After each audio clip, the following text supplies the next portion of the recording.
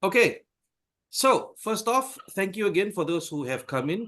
We had a full registration tonight. However, we only have 36 right now, so maybe they will come in a little bit later. I would like to kick off the night with very quick introductions from everyone, and I would like to go to Tuan Azman first. Would you please share with us in about two or 3 minutes, what was your experience coming into the training industry? How did you start? And how did you get here in all those years? Would you like to share, please? Oh, wow. Okay. Well, basically, before I opened up PDC, Performance Development Consultant, I was a psychotherapist working in the States. And I was there for about 14 years. Then I decided to come home because, okay, personal, my dad passed away. So I came home to take care of my mom, basically. And I did not know anything but psychotherapy. I've been practicing there. So 2 years before I came back, I kind of sort of came to Malaysia to see what's going on, what's happening. And I see the training field, because when I do psychotherapy in the US, we do EAP. And when EAP, we have a wellness program. But those wellness programs are only 2 hours, 4 hours. So I thought, hey, maybe this is something that I can get into. Did a little bit of work, study, check the field out over here and all that stuff. Went back to the States and retooled myself. So I really took a pay cut, then I went to do training, learn training and all that sort of stuff. And then with that over there, the law assessment. So I came back with that.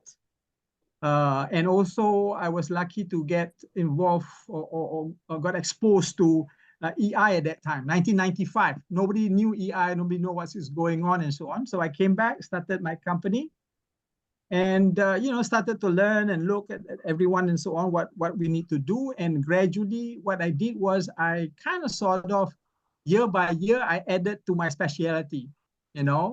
I did EI, then I did assessment, then I did simulations, then I did this and I did that. So kind of sort of built it up over the years. And the industry has changed tremendously. To be honest with you, in 1995, honestly, there wasn't that many people out there qualified, or the competition wasn't that great. In Malaysia, it was so, what should I say, so young at that time. So I learned as I grew, so to speak, And every year, or once or twice a year, I go for conferences, trainers conferences, to a point until I presented at the ASTD twice. I go every year, and eventually I presented there, learned a lot from there. And yeah, that's kind of sort of my journey. Yeah. All right. Thank you very much. The dates you mentioned are scary because I think I was still in school. All right. Thank you very much for that. Next, we're going to move on to Hani. And interestingly, I think you just became a training provider recently. And the way you explained it to me, you're not typical into the training industry. So it'd be interesting to hear your experience. How did you get here? Okay, well, I've never been inspired or aspired to be a trainer. That's one thing for sure. And I have no idea how I became a career coach as well. Never thought about that. I never thought about facilitating as well. And all of this was still new to me about 15, 16 years ago. So, it was all kind of designed in such a way that I went through into the journey without me really realizing it. But having said that, Nazrin, before Dragonfire Corporate Solutions, I had another company before, and it was a manpower outsourcing company, and that's where I started training, internal training my people and all that. And I thought, hey, I kind of like this. But then after close to 10 years, I had to close down that company, and I started working for a training provider. There was one training provider, very small, but I learned quite a number of things, and I learned that it was a cutthroat industry at the same time, even though there were not many competition, and that's the reason why, I suppose. But I learned quite a bit, how to do this, how to do that, how to close sales. And my salary was dependent on the sales that I closed. So kind of, really, really hard. And then I got headhunted. I got headhunted by a Fortune 500. And that's where the consulting bit came in. I was trained on consulting. I think every trainer need to learn, the consultative approach when trying to solve a problem for a client. So that's why I got exposed to consulting, obviously closing high-end sales, very structured way of doing things, reporting and things like that. And then I got inducted into another Fortune 500, so 2 Fortune 500 companies, all in all. And after that, long story short, I set up Dragonfly Corporate Solution together with George. And, it just happened. We have only became a training provider not too long ago. For those who don't know, who's George? Okay. Husband, partner in crime. He's a backbone. Yeah, and we only became a training provider less than a year ago. I think 8 months ago. So, it's kind of funny that way. But yeah, so here we are. Here I am. Thank you very much. I wrote down the word consultant because if you do work for government, you do training, you're a consultant. I've met a lot of people who go like, oh, I am a consultant, but what they do is not actually consulting. So I'm going to catch up on that with you a little bit later. So that you actually tell us sebenarnya consulting, what is actually consulting. Tapi jangan lupa, Nazrin, ada lagi satu perkataan, jangan lupa, penceramah. Oh, penceramah. Okay. I think Jora gave me the thumbs up there because I think he also got quite fed up of people going, oh, I'm a consultant, so what do you, but they don't actually do consulting. So thank you very much for that. Next, we're going to go to Jora. We're going to ask you the same question. I think I've not actually known this. I've tried to stalk your Facebook quite a bit, but I don't really know what the history is, where you come from. So I think tonight I'm going to let everyone dial in on that as well, so we get to the benefit of knowing. Share with us, how did you get here? Yeah, thanks, Nazrin. Assalamualaikum warahmatullahi wabarakatuh, and a very good evening. Actually, I stumbled upon training. It wasn't something that I intended to do. I mean, my first career was publishing. I was actually a publisher. I own my own publishing house. And then in that one, I started in 1990, immediately after I graduated. And then 10 years later, around year 2000, I stumbled upon training. Stumble meaning I actually went to a training and become a participant, and I just fell in love with the whole experience. So then because of that, I started doing, because I wanted to be involved in the training. So I became what you call a training assistant. So I would take off from my publishing because it was somewhat automated already at that time. So I would take off and I will go and support trainers and and literally arrange tables, clean toilet, carry their bags. So that was how I started, and I love the whole experience of just supporting them, and never had the aspiration to be standing in front of the room. But however, in year 2003. Because of my publishing background, at that time, National Service, the Malaysian National Service was started. And because of my publishing background, and I was already sort of like, assisting training, they roped me in to actually become part of the team that designed the National Service curriculum. So specifically the character building module. So then I moved into so I started officially in L&D is through design, not through standing in front of the room. In fact, standing in front of the room is actually my third vocation in L&D. So I started designing, and that was the second sort of phase where I learned, and I was learning from mentors. So because the National Service curriculum was designed by a couple of different trainers from all over the world, and I was So that was how I actually learned the designing through them. So really through mentoring and being an apprentice. Then over time, just because they think that I know the module, so they say, oh, since you know the module, why don't you stand in front and train? Whoa, those are two different skill sets altogether. And I actually panic, and I will share with you the story. Just a quick one. I was so nervous to go in front that I the night before I was praying that I will break my leg so that I don't have to go in front.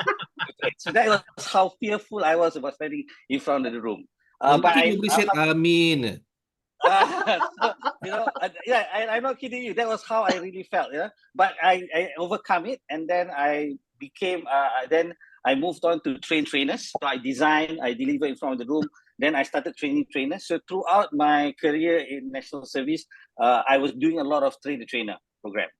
Only in the year 2010 that I met Yasmin. So kalau Hani ada George, juara ada Yasmin. Buy one, get one free. Yeah. So I met Yasmin, and Yasmin basically saved my life. So training saved my life is true. A trainer saved my life. And she actually got me to see a bigger game. And that was how we started Neo One.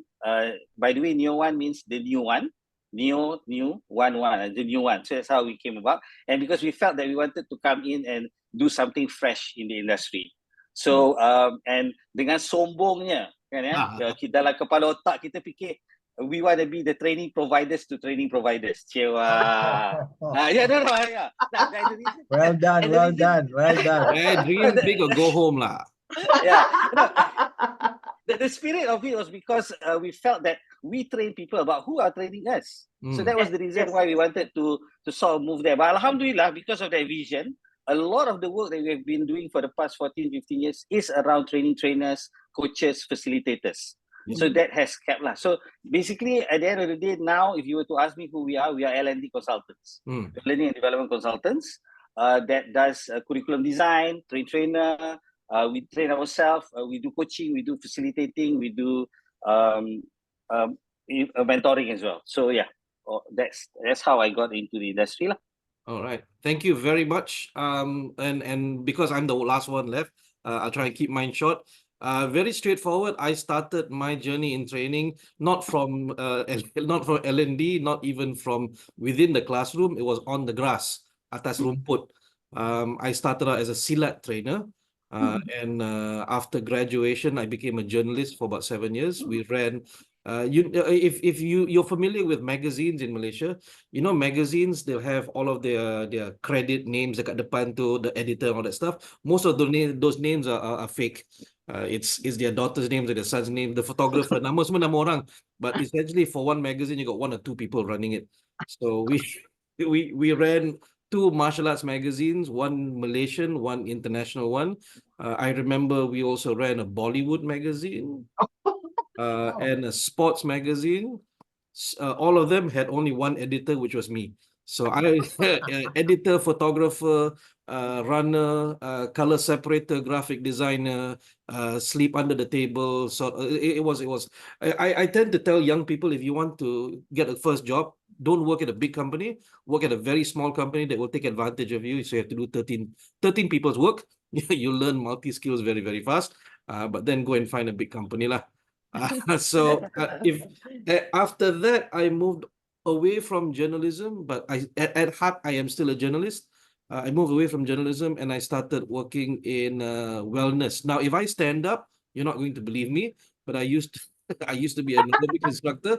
The camera does really well here, but if I stand up, so I worked in wellness quite a bit, and I think one of our biggest clients was Petronas. We ran around all of the subsidiaries teaching them. I did stress management for them. We also taught chair aerobics. How do you exercise on a chair? Practical stuff lah, nutrition. And it was challenging because a lot of those people, especially out in the refineries, they're already very, very healthy. So when you come, you have to be your best as well. However, I moved on from that, so I didn't need to maintain my body weight or my BMI after that. And I moved into knowledge management. So then I started training in knowledge management. I did business process redesign. Again, the same client, Petronas, and the best part is they keep saying, "Hey, it's you again. Weren't you with another company before this?" So I get to meet the same client again and again, but for different reasons. It was then that a big consulting company sort of headhunted me, and I joined their L&D. I can't call it a unit lah, because their L&D unit is 5,000 people large globally. So performance reviews were terrible because I was competing against 55 other people. You want to do the was that above par, and under par ratings? So it was difficult to compare because your situation in Malaysia and the situation in, say, Chicago or other places is very different. But thankfully, I enjoyed myself. I learned a lot. That's where I cut my teeth in L&D lah, for 7 years in a company called Accenture. After that, for work-life balance issues, I decided to jump into this other world. It's been a very interesting ride since 2015 up until now. My 10th anniversary is coming up soon, out here in the wilderness.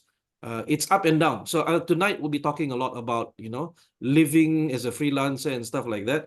I think all of us will be able to share some sad stories and stuff like that.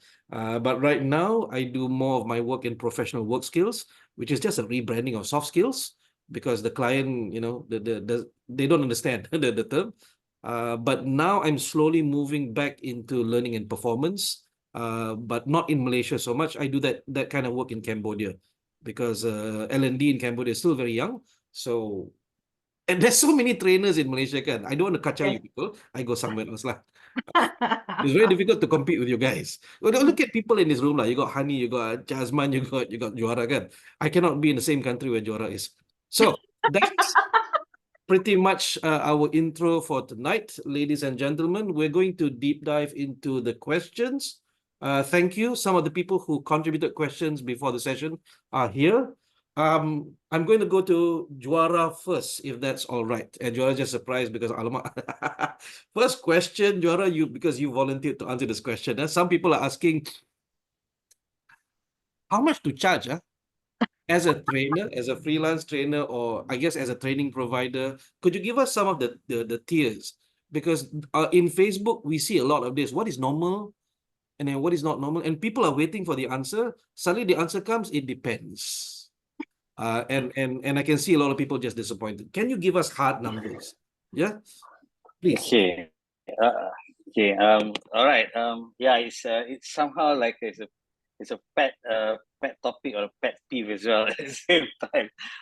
This particular issue, I mean, since 21 years that I've been in the industry, this topic is like pasang surut, like gerhana bulan, it's all after a few months or a year, timbul balik cerita ni kan. Yeah. Okay, so I think first and foremost, I'm going to disappoint you. The answer is really it depends, and it depends on what. Okay, it depends on. I saw one other question about what's the market rate, so actually it depends on the market.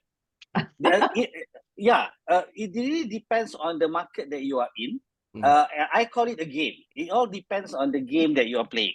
If you're talking about if you're playing the HRDC game, then the rates for TP has already been set. All right, the ceiling. But if you're talking about a game like, for example, like you, Nazrin, you play the regional game, then the rates are even more diverse, but definitely higher than what is being paid to local trainers here. Now, if you are a freelance trainer and you are not going direct to the client, then obviously your rates will be different. The ranges are, so therefore it's difficult to put a pinpoint, but maybe if you want to, if I can attempt to try to give a range lah, a range lah. Okay, if you are a TP and if you are playing the HRDC game, and by the way, for me personally, the HRDC game is the most popular game, but it is not the most lucrative. Yep. In fact, I say it is the least lucrative of all the games that you can play. And the only reason why it is so popular, and that's also the reason why so many people go in it, is because it's an easy market. SME is an easy market. So the problem with that is that if you go for an easy market like that, and of course your rates are not going to be as good lah. So you're talking about if you are a new trainer and there's nothing wrong with being a new trainer that goes in and offer a rate that is lower than a trainer that is 10 years old. I mean, you can't blame them for doing that because that's their game. Their game within the HRDC game is a new entry game. So of course their entry level is very low. So you're talking about $500 a day, $600 a day in the hundreds. Okay, now it also again depends on the kind of service that you're providing. If you're providing the TP with design work, and not just delivery. When I'm talking about design work, means you're designing it from scratch, then of course your rates are going to be much higher, right? If you're just delivering, then you're talking about, so meaning delivering in the sense that you have already your module, and then it's a standard module that you deliver over and over again. I'm expecting to get about 1,200 to 1,500. That's about the range. If you are dealing with TP, all right? And if you are really, really good, you can even go up to 2. But if you have your own design and you're designing it from scratch, then you're talking about maybe 2,000 to 3,000 that you can charge the TP. So that's the range, right? So I would not be able to give you a pinpoint now. So that's the HRDC game. Now, if you're talking about regional game, you're talking about USD, correct? And Azrin, you're paid in USD, correct? Right? So you're talking about USD. You're talking about the rates that, okay, so the rates lain pula. Now the USD rate is satu. Kedua, not only that, the services that you provide with regional work is very different. They don't go for off the shelf. So far, all the regional work that I've done, none of it is off the shelf. So if you're talking about rates that are regional, you're talking about easily 5-figure a day. Now, in the Malaysia pula, there are also other segments that you can play. If you're playing the MNC game, it's a different rate. They don't go for HRDC rate. If you're talking about working with the global organization, the global development organization, even in Malaysia, they don't even look at HRDC rate. Right? But the question is, so again, as I mentioned, the question is, when people ask about what's the market rate, my answer, my first question would be, what market? And then what are you servicing within that market? So you can, for me personally, there are 3 things that a trainer could do in any market: is design, deliver, and engage. Right? And these are 3 different kind of service. So if you are going into the HRDC market, are you just doing delivery? If you're just doing delivery, then your rates are going to be the lowest. Are you doing delivery and design? Then your rates are going to be a bit higher. Are you going to do delivery, design, and engage? If that's the case, then your rate is even higher. Is it? So there's so many permutation. From what I can gather as of right now, how we look at it is there are 10 elements that can determine your rate. So the design, deliver, and engage is only 3. There's 7 more that you need to look into in order for you to be able to really pinpoint your rates. All right, thank you very much. From what I understand, you need to think about yourself as a company, right? So if you think of how actual products are in the market, like for an Android phone and an Apple phone, right? So which are you? Is it apple to apple comparison? Literally, it's not. It's apple to Android comparison. They are priced differently. But why is it that people still buy one over the others, right? So the idea is, the question, I guess, would be then, there's another question there. How are you differentiating yourself? If you really want to price differently, how are you differentiating yourself? But as Juara has already said, if you play the HRDC game, the problem is that the clients know you're playing the HRDC game. Right, so therefore they do that. I'm going to pop in just a little bit because I just remembered I have this. When I first decided to become a consultant, I think about 4 or 5 years ago, I contacted this guy. His name is Dr. Muhammad Sailan. Okay, so I bought a couple of his books. You will this book is called Pricing Your Consultancy and Training Services, self-published book. Right, so I'll go and find the link. And I'll put it on my Facebook, and maybe Juara and Toazman and Hani can share that as well. The other one is, I think Hani will like this one, The Skill Sets for a Consultant. This is a local consultant who published both books. This is subtitled Developing Your Fundamental Consulting Skills. So if no one is happy with Juara's answer, because Juara also did the depends, this is the depends lah. One way is to look at this. And he goes into quite deep detail. I don't have time to repeat it here. What is your market? Is your market HRDC? Yes. Okay, then you're stuck in that. If your market is government, that's one way. I'll tell you one thing. There are sports clubs within organizations that have their own budget. You can use that. There are corporate com has their own budget. So if you think within HRDC, you're stuck there. I had one friend who, a training provider, long before there was such a thing as training provider. He just went to 𝗥𝗄𝗄, I remember this, and he sold batik painting classes. And he made tons of money because all the ladies in 𝗥𝗄𝗄, the 𝗥𝗄𝗄 building in Jalan Ampang, would come and learn cohort by cohort by cohort by cohort by cohort. And here you and your communication skills and your negotiation skills, this guy with a batik brush is earning much more money. So thank you, Jora, for your answer. I think everyone should start thinking about that. What's your niche? What's your market? What's the game that you want to play? Right? I think there's still going to be questions about pricing later on. But we're going to move to Tuan Azman. Tuan Azman, there's a question here that goes, where do you see the training market going in the next 10 to 15 years? And I think later on when Hani and Jora would like to share that as well. This is more about the marketing. How do we prepare for what's coming? Everybody's talking about AI, everybody's talking about changes. HRDC supposedly raising the ACM. What do you see as development coming soon? And I'm going to add on to that question. How should we prepare as trainers and as training providers? Okay, I just want to touch base a little bit on what Jora said tadi tu, because when he says it depends, at the end of the day, it depends. It depends again, as what Jora said. What is your expertise? Which ballpark are you playing at, and all that sort of stuff. And of course, what add value are you going to provide? So yeah, you can have a range and so on and so forth. In regard to pricing, I understand that, but the answer, it depends. It depends also up to us, the trainer, the consultant. What are you bringing to the table? Sometimes I feel like, these guys, they come to the table and they still haven't got a lot on what they want to deliver, but their expectations is above and beyond the reality. So you need to understand that what are we bringing? What are you bringing to the table? That kind of stuff. I think that's important. Now, let's, if you talk, the question is what's going to happen in the next 10 years? The training industry has turned, over so many times since I got into training, It started off in Malaysia, that it was very, infancy stage, yeah?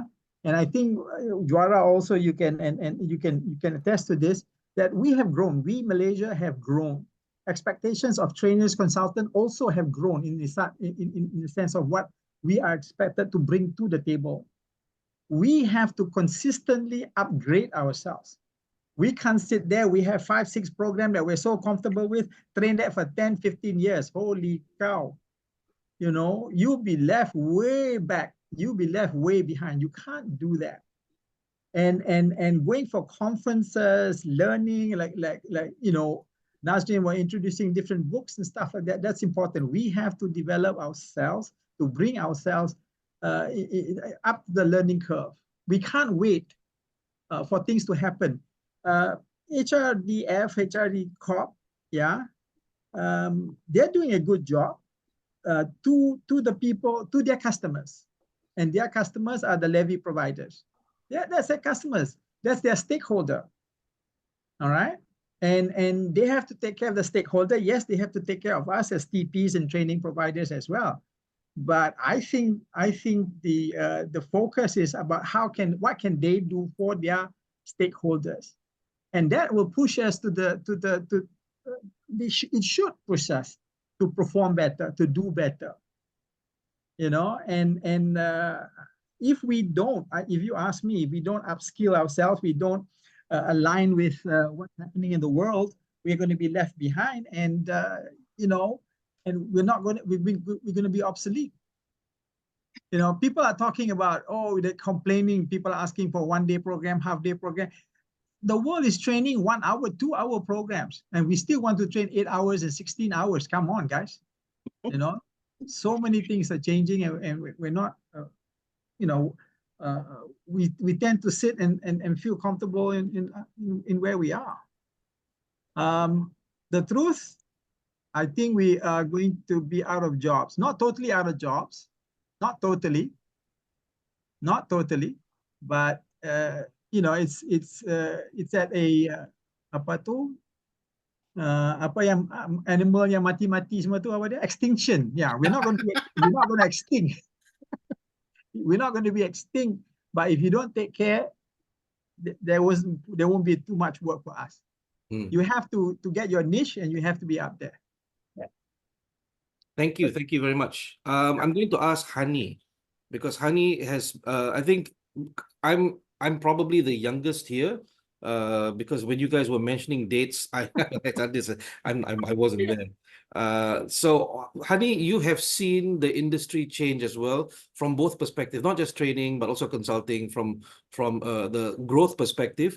What should we be looking out for to prepare? So as Dosman says, that we might be out of a job, but we might be out of that job. Yeah. Is there any other job that we can start looking for? For example, we know for a fact that training as a methodology has sort of been left behind or transformed from the sage on the stage to now the guide on the side, as they say. So we want to have more people be empowered in their learning rather than, okay, you must learn this way. And we've seen that transition, that nice transition. Thank goodness Malaysia has caught up. But what's next? What will replace what's already here? And how do we prepare? How do we reskill ourselves for this? We always talk about other people reskill, but trainers have to upskill and reskill, unlearn and relearn, right? Yes, absolutely. And I think this is where, what we had seen, especially during the pandemic, right? During the pandemic, we've heard so many, horror stories of our fellow trainers and also fellow training providers who bungkus. So many of them, and we know many of them are our colleagues up to this day. And I think one of the challenges for many of us is to unlearn and relearn. Many of those who yang dah bungkus, based from our observation, is that these are stubborn people, okay? Stubborn in the sense that they think that they are irreplaceable.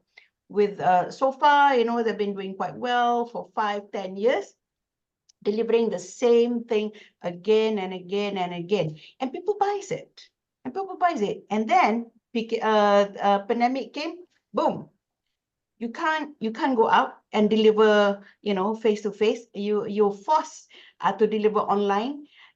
And remember, Nazreen, during the first round of PKP, people were struggling with Zoom, right? But those who pivoted very, very quickly are the ones who survive.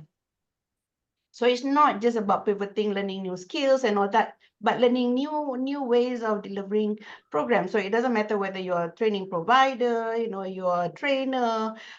First thing, I'm picking up what Azman was saying, you need to upskill. So there's no such thing as what you have delivered 10 years before, you can still deliver. It is what it is now. It doesn't work that way anymore. I remember when I first did my training, first couple of years, that was like, oh my God, years ago. I don't know, about 18 years ago. And I didn't have any mentor whatsoever. And I was watching YouTube, I remember watching a couple of my friends who delivered training. And I said, you know what? I like that style. And that's how I learned. But then I also realized that over time, that's not my style.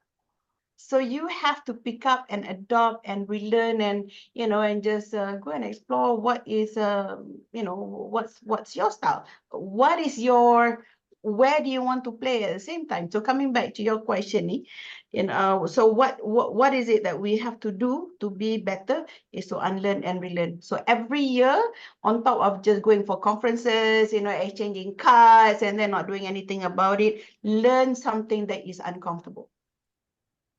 So it might be something about AI, something about consulting, read about books, understand why people do what they do in an organization, so that when you come in, you don't become another executor of a training calendar. And that's what happened. Past many, and I bet you anyone that you throw a stone in many of these trainers, many will ask this, especially in October, November, December. Ada training calendar untuk next year? Dah ready dah? Tu standard question tu. Budget apa? Macam tu lah. So start playing that game, because that is a very dangerous game, because that's where everybody plays. You know, that little sandbox, the size is still the same, but there's so many people coming into that sandbox anymore. It's crowded. Why do you want to play in a sandbox that is already crowded? Go find another sandbox lah. Go and create another sandbox lah. That's me.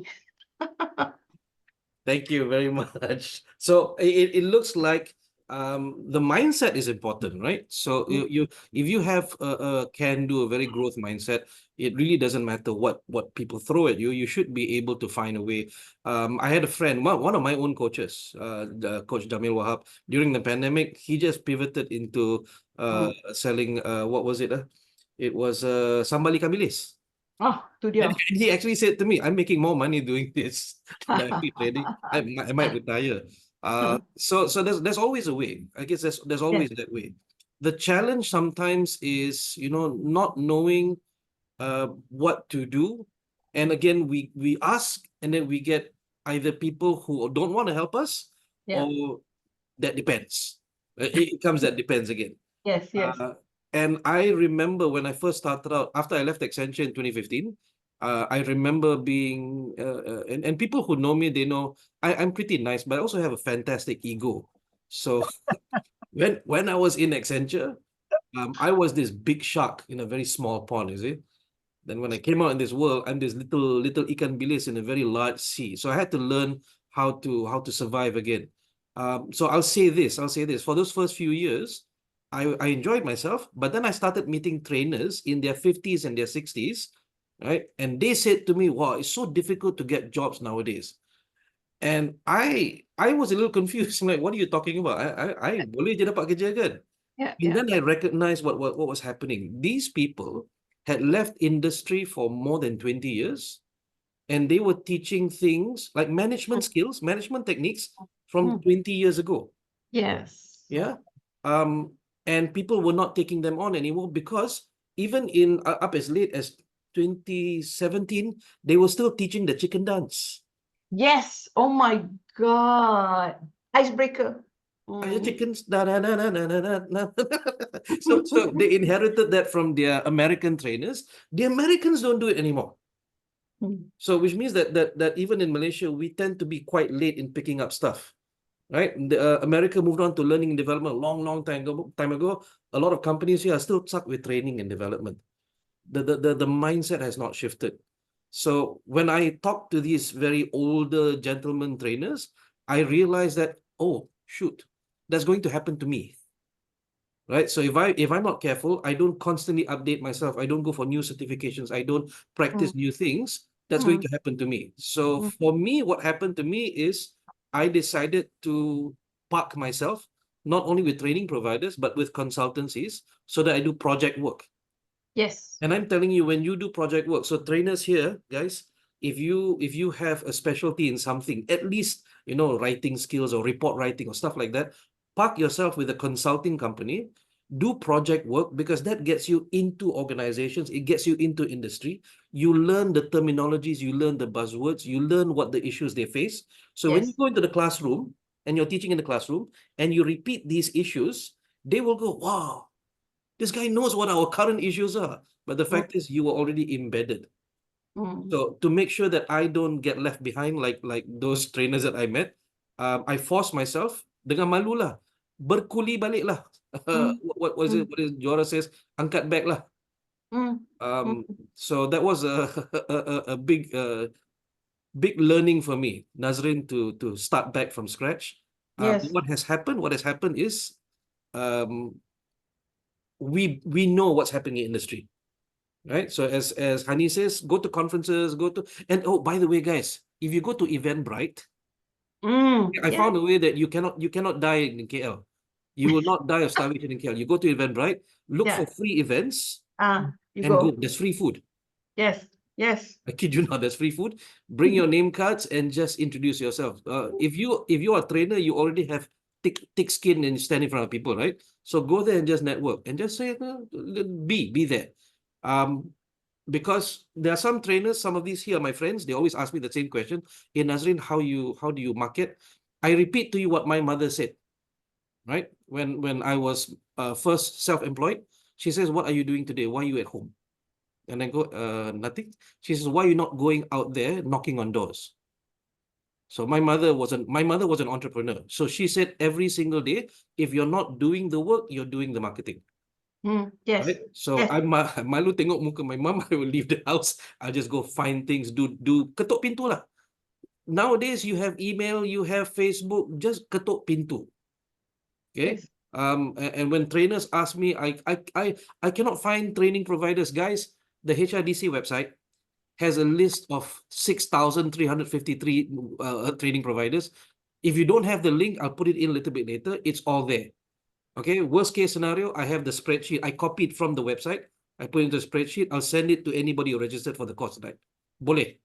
No more excuses, I guess. Right? So that's sorry. Nazrin started ranting already. Yeah.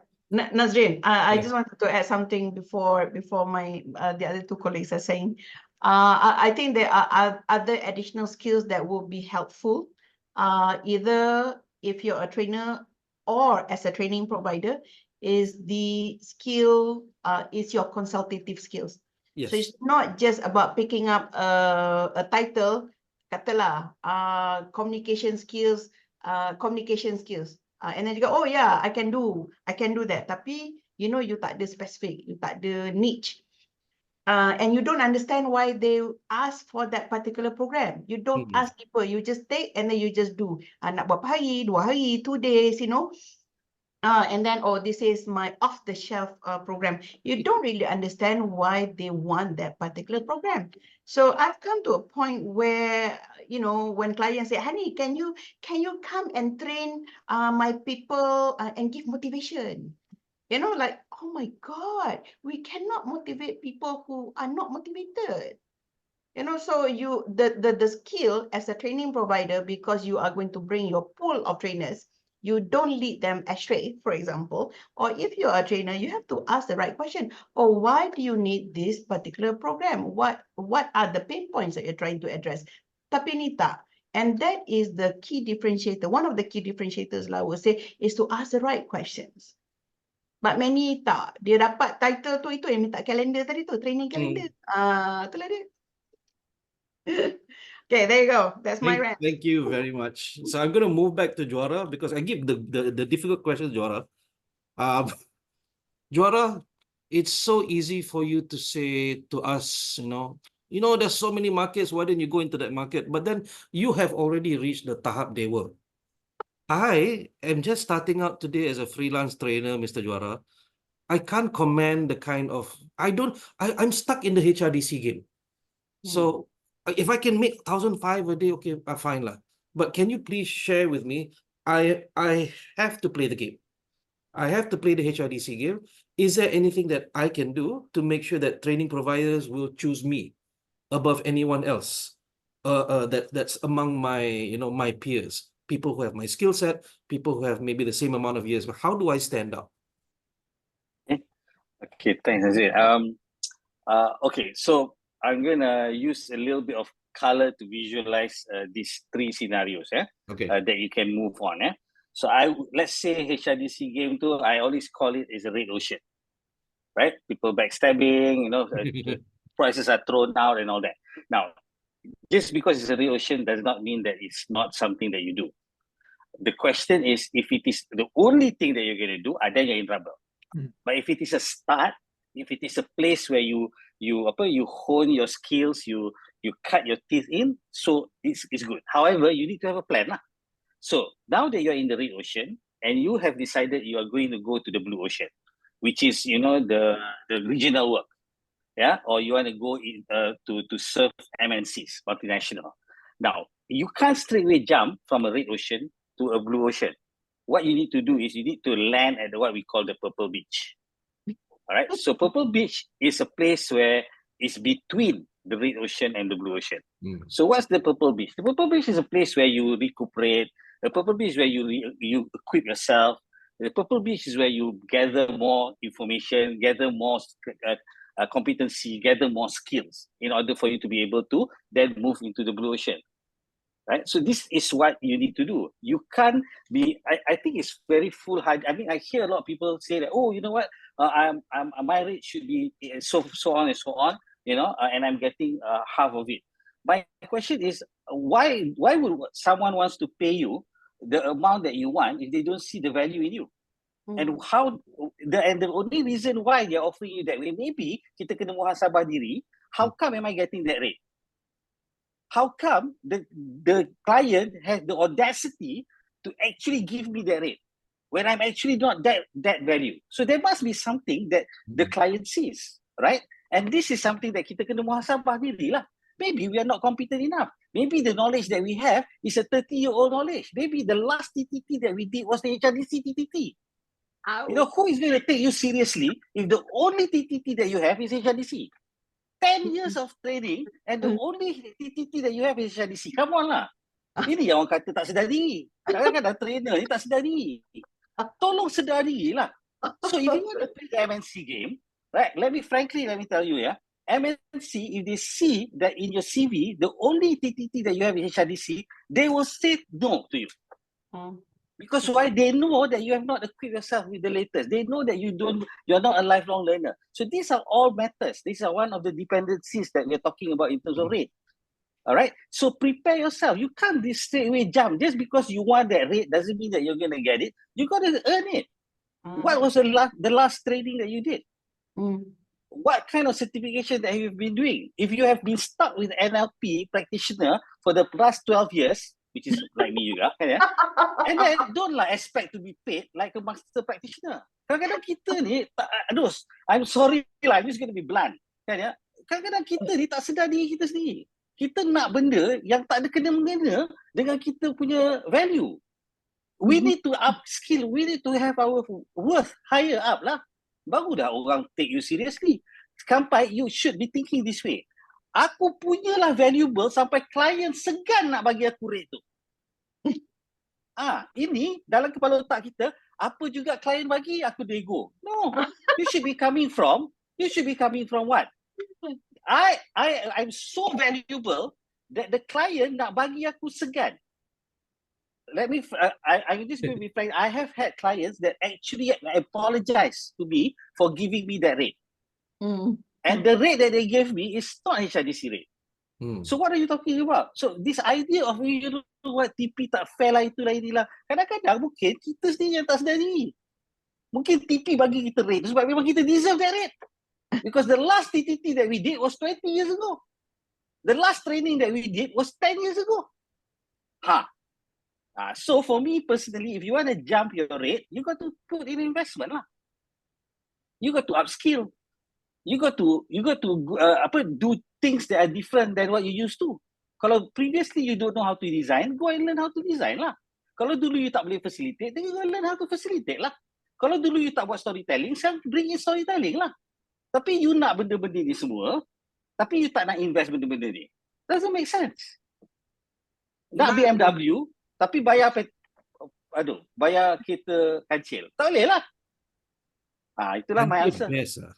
Kancil best lah. No, if I can just add on a little bit, multidimensional lah. You got to be multidimensional.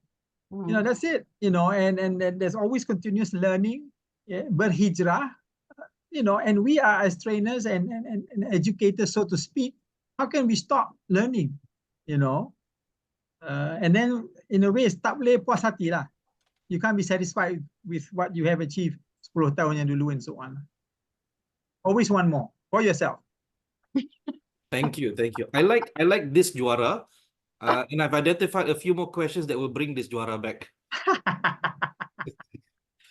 All right. And to husband, since you've started already, I'm going to transition to you. Being a training provider for, and I don't know how many years, I think longer than some of us have been alive. Yeah, You've been a I training started as a provider. training provider, 29. There's some Gen Z people here who are younger than your company. Yeah, you bet. Yeah. I'm going to ask a question for, this is a perspective that a lot of trainers have with training providers. Sometimes there is a mentality of victimship, of being victimized by training providers. Sometimes there's a mentality of, a matter of ethics with training providers. I want to see if I can put those questions together into one, but if not, then we try one by one. There have been on Facebook a lot of training providers who have asked for outlines and then immediately ghost people after the outlines have been sent, or it's a matter of just decorum lah. I comment, please at least comment back lah. So let me set the stage.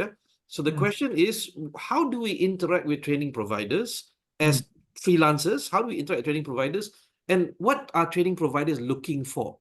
So if I come to you, what's the best way to approach you and convince you that I am worth this price?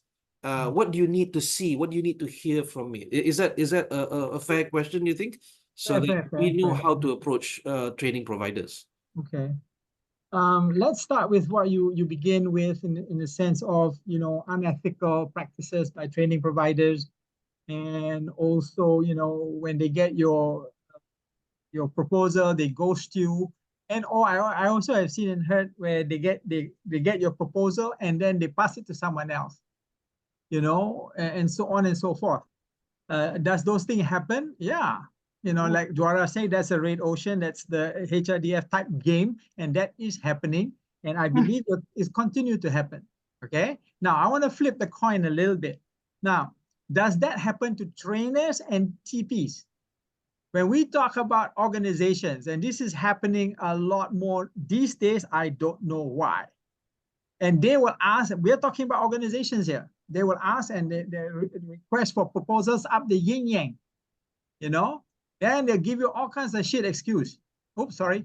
And then sometimes, sorry. Ayo. And sometimes, when we're talking about a consultancy project, there was one client recently talking about developing their punya employee handbook, and also they want to increase XYZ policies and stuff. And they were trying to squeeze, they were trying to get all kinds of information, all that sort of stuff for nothing. Then we say, hey, listen, if you want to engage us, okay, this is what we do, this is what rates and all that sort of stuff. As soon as you say that, oh, thank you very much, we decided not to proceed with this and that. So it happens on both sides of the coin. Okay, it shouldn't happen. All right. Now, as a TP, sometimes what happens is we get a few proposals and so on. And yes, sometimes it's not that dengan sengaja nak go someone, terlupa. Because we didn't get the response back from the potential client, and then oh my God, suddenly one of my trainers will say, hey, listen, what about this? I say, oh, thank you. Let me check it out for you. And then okay, obviously after 2 months, sure lah, tak dapat kan? Or else, so I say, oh, I apologize. So, that sucks. It happens. But, in regard to ethics and integrity, you cannot, tak boleh. Okay. One of the things, okay, let me tell you this. One of the things is that if you deal with a TP like that, I think you should voice it out. Yes. At one time, HRD Corp, they said that they wanted to do a committee, a discipline committee, ethic committee, semua tu. I said, okay, I'll join. That one I want to serve in. Tapi benda tu tak jadi. Report them. Report the TPs, report the trainers. Trainers also, what? Also on the other side of the coin. So report to HRDC, report to Kesuma. Well, Kesuma, they said that they're going to put up some kind of process. They did not. Report kat siapa? Apa nak buat? Right. It's down to us lah. It's down to us then. Yeah. So that's what's the other question? The question is, how do I approach you? What Oh. if I come to you and you're the training provider, I know nothing about you, you know nothing about me. Yeah. How would if Juara came to you and I came to you, how would I make you choose me instead of choose Juara? Tak boleh lah. Choose both of you lah. Okay, fine. So No. I know what you mean. What are the factors you look for? Dependability. Dependability. Itu penting, of course. And then obviously is the competency and of course your ability lah kan, you know, to deliver and so on. One of the main things is dependability. Dependability meaning aku boleh harap engkau. Okay, I've got this, I give you feedback, I give you, this is the client, this is what they want, and I give you input. Okay, please, I need it in 2 days or 3 days and so on. Okay, dah habis. Okay, then we talk about engaging, and then we talk about, okay, listen, the client wants to meet up with you. Okay, we do a Zoom. That's part of dependability, you know. And then of course delivery lah kan. To deliver, client is happy, or obviously we're happy. And then another thing is that I know you're a good trainer. Kadang-kadang, oh, can you do this? Can you do this? Tak boleh. After 5-6 kali, I can't, you know, it's hard lah. Because, you know, that is part of dependability. So, Kenapa aku terasa ni? Terasa? Every time he WhatsApps me kan, he's like, I'm not free on that date, I will not be around. And he goes, okay, sir. Okay, I understand. So that reminds me of one of the trainer friend who sort of complained to me and say, you know, I don't hear back from the training provider. Yeah. So I say, have you followed up? And they say, no, I'm waiting for them. So in the sense of terlupa, I suspect, I mean, how many WhatsApp groups do you guys have? Itulah dia. Yeah. How many WhatsApps are open WhatsApp? What I call an open WhatsApp, that means the conversation tak settle tau. That you have not closed it. I will tend to delete a WhatsApp conversation when, you know, either we didn't get the job or stuff like that. I'll say, okay, I'm deleting. I'll tell people I'm deleting this conversation now because it's done. I want that closure. So this trainer friend has so many open WhatsApps, but they themselves have not followed up with the training provider. Okay, so I mean, you can blame. Certainly, you can blame a training provider. There's no law against it. But what are you doing to follow up to be able to catch up? Let's just say you dah message 4, 5, 7, 8 kali. Okay, then you can say this is a bad training provider, maybe. Yeah. But if you have yourself not done anything, then how are you going to differentiate yourself from others? Yeah. So what I do is I do a bit of a roundabout way, like when I message them and then they update me and I say thank you for telling me, so at least I know. We can if there's any opportunities, then you can reach out to me. But you must close that, because if you don't close it, what happens is you carry it around in the back of your head for nothing. You just worry. It's in your WhatsApp. It's in your head for nothing. But that also leads me to my next question, and I want to jump to Hani for this one. I'm jumping to you because you're next in line, and not anything to do with the question. Okay. Okay, so one of my friends came up with this one. Young trainers have this question: am I too young? How do I convince clients? That's one. And then you have another category who are senior trainers. Senior trainers, and I shared with you one example today. How can I stay relevant and compete against younger trainers who, of course, you know, undercharge and they say, oh, I can do everything. And of course, the last one is old, inexperienced trainers, people who are just leaving employment. And because they have subject matter expertise, they take the TTT, HRDC, TTT, and then they expect to suddenly, you know, get called. So the challenge is, how can I enter this market? So which question do you think you want to tackle first? The young trainers, the senior trainers trying to stay relevant, or the old inexperienced trainers? Old in terms of, they use the word old because of age lah. Okay, vintage. They are subject matter experts, tapi they're inexperienced as trainers. So the last category tu kan, Nazrin, they are just so similar to the young one. Okay. If you think about it, it's just flipping it out. So I don't want to be greedy. I'll try to answer your question. Number one, for the young one, for the young trainers, I think this is where you have to learn lah. You have to learn whatever that you can. You have to learn several basic competencies as a trainer. Number one, as a personal competency, you have to know what you're going to deliver. If you become a 7-Eleven, then anything also you can deliver. But actually that's not true because you don't have a niche. But that's okay because you're learning, right? So you're learning, trying to find your niche. Is it something technical? Is it something soft skills? I aspire to become a leadership trainer, something that I can design or that. Go crazy, go learn, go mentor, go carry somebody's bag, go offer yourself to 𝗀𝗶𝗄𝗏, even to a point where you can offer yourself doing icebreakers. Heck, go and attend. Janganlah minta fees macam, like 15, 20 years punya trainer punya fee pula, when you are learning. So I have been to so many of these kind of, tagging friends, kan? Because I wanted to see, oh, what else is new? I'm not asking for anything pun. So when you are in a learning mode, humble yourself, and this goes not just for the young ones, but the not so young ones as well. I think a lot of us have that ego. Okay, so when you are in a learning mode, you cannot bring your big ego too, because that ego will be the stumbling block. It is so big that you can't see your friend. Kan? So that's a young one. Go and learn, and find your niche, find your footing. But always remember, and I'm talking, based on my own experience, and I'm saying this. If you become 7-Eleven, of course, your rate, certain rate too, you can, kind of have a little bit of extra here, not so much over there, but you become everything to everybody and you don't have a niche. And people, and you are in that game. So what kind of game you're using?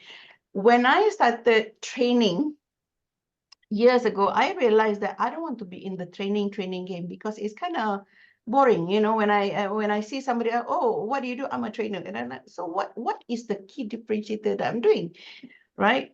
So the next one is, so I've addressed the young one, the not so young one. Is that right? The not so young one. There are three of them. You decided the first and the last one, right? Last one is old people. Subject matter experts, just left industry and hoping to become trainers in their old age. Yes, and that is dangerous as well. This is where they do icebreaker with the chicken dance. I think that's so okay. It's like so painful, and this is again talking about ego. The ego is so big that they think that I have 20, 25 years, 30 years of doing the same, and I should be the subject matter expert. But the thing is that training is not just about training anymore. The game have changed. The way you deliver training is also different, especially when you are delivering to the younger ones. It cannot be just all about you. I've had one particular friend who just refused to change the way he delivers. He said, this has worked for me 20 years ago, it should work for me right now. And he will have half of the morning talking about himself. I swear to you. I'm sure you've I remember those. It was very painful to go for trainings where the trainer takes 30 minutes up to 2 hours introducing themselves. Yes, that's right. Oh, never mind that their slide, and I kid you not, they have something like 100 over slide for that one day. Yeah, correct. And everybody is reading from the slide, and I go like, oh my God. I remember those. And or they go like, oh, okay, we are running out of time. Let me skip slide. And participants are panicking like, what are we not learning? What are we not learning? Or dia kata, all right, so bila somebody asks some off tangent question, right? They cannot answer. You know why? Because they don't equip themselves to understand. They managed to secure the sale, okay, so they start running the training, but then anything that is beyond the subject, they don't know how to answer. How is that? For example, conflict management. All right, so I can tell you, if a good trainer has done their job, they have they have all the schedule and all that, the lesson plan all done. Suddenly they get sick, right? Yeah. Someone else steps in. I can guarantee you, if you are a good trainer, you can just quickly pick it up. But how many of us will be able to do that? How many of us actually do lesson plan? Okay lah, once in a while I also cheat. Once in a while tak ada, sebab I know that it's my program. But not that often. Even though I've been delivering for so many years, I still have my lesson plan. Just in case, I forgot, script terlupa and things like that. So I don't know. And this message goes to the 20, 30 years of subject matter expert and who have not trained, and they say, I want an exemption. No, go for that 5 days. At least you open up the manual and learn what does it mean, to see how other people are delivering training. Janganlah, the ego is always the killer, seriously.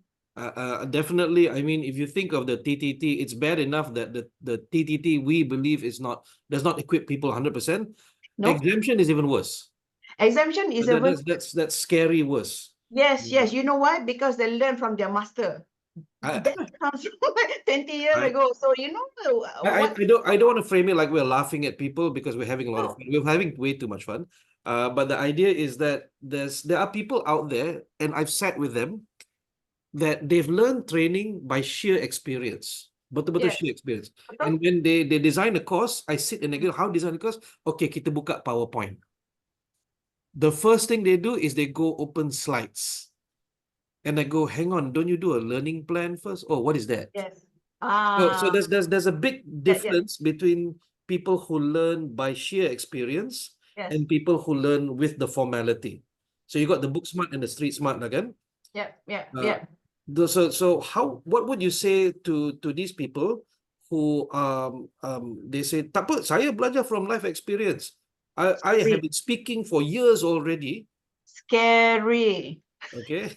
Versus the ones who have gone through it very academically. They have their lesson plan, they have their learning plan, they know minute by minute what to do, but sometimes don't have the not the credibility, but maybe the passion of someone who has speaking skills, for example. What would you say to these two that say, you say must have skills? Yes. Is it possible to have both at the same time, and how? Continuous learning lah, Nazrin. It cannot be just stagnant, just like that. I started off being a trainer many years ago. When I didn't go for any official training or anything like that. I got thrown off and say, hey, can you train there?